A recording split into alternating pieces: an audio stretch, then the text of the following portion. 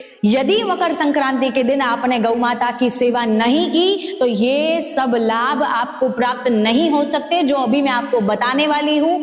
गौ माता की सेवा करने से आपका सौभाग्य आपको प्राप्त हो सकता है। यदि आज आपने ये सेवा नहीं की तो आपको अगले साल तक प्रतीक्षा करनी होगी और पूरे 1 साल की प्रतीक्षा के बाद जब पुनः उत्तरायण आएगी तब आपको गौ माता की सेवा करने का अवसर प्राप्त हो सकता है। जिस दिन हमारा सौभाग्य हमारे दरवाजे खटखटाने वाला है उसी दिन यदि हम गौशाला नहीं पहुंचे, उसी दिन यदि हमने गौ माता की सेवा नहीं की तो हमारा सौभाग्य हमारे द्वार तक आकर वापस चला जाएगा। फायदे का प्रभाव आपको पूरे साल अपने जीवन में दिख सकता है। वैसे लाभ वैसे फायदे आपको मकर संक्रांति के दिन की हुई गौ सेवा से प्राप्त हो सकते हैं। तो मकर संक्रांति के दिन गौ सेवा यदि कोई करता है तो उनके लिए पहला लाभ है सूर्य दोष पितृदोष शांत होना। हमारी कुंडली में हमारे जीवन में जो भी सूर्य दोष लगा हुआ है, पितृदोष लगा हुआ है, वो शांत हो जाता है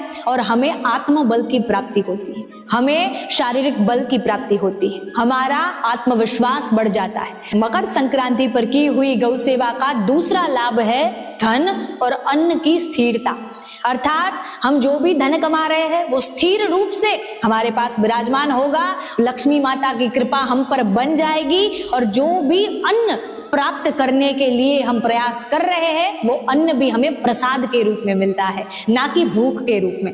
इस पूरे साल में हमें जो भी भूख है, जैसे कोई चीजों की भूख है, जैसे कोई लग्जरी की भूख है, जैसे कोई चीज हमें प्राप्त करने की हमारे मन में लालसा है, वो लालसा भी प्रसाद के रूप में परिवर्तित हो जाएगी। हमारे व्यापार में वृद्धि होती है। हम जो भी व्यापार कर रहे हैं यदि वो व्यापार में कोई रुकावट आ रही है, व्यापार में वृद्धि होती है और लक्ष्मी माता हम पर कृपा करती है, अन्नपूर्णा देवी की कृपा हम पर बनी रहती है। मकर संक्रांति पर गौ माता की सेवा करने का तीसरा लाभ है संतान संबंधी समस्याएं दूर होती है और हमारे घर पर सात्विक ऊर्जा आती है। अर्थात पारिवारिक शांति हमें प्रदान होती है। जितने भी पारिवारिक कलह हो रहे हैं, जितने भी पति पत्नी में कलेश हो रहे हैं, घर परिवार में कलेश हो रहे हैं, हमारी कुंडली शीतल बनती है, हमारे कलह शीतल बन जाते हैं। मकर संक्रांति पर गौ माता की सेवा करने का चौथा लाभ है रोग भय और नकारात्मकता दूर होता है।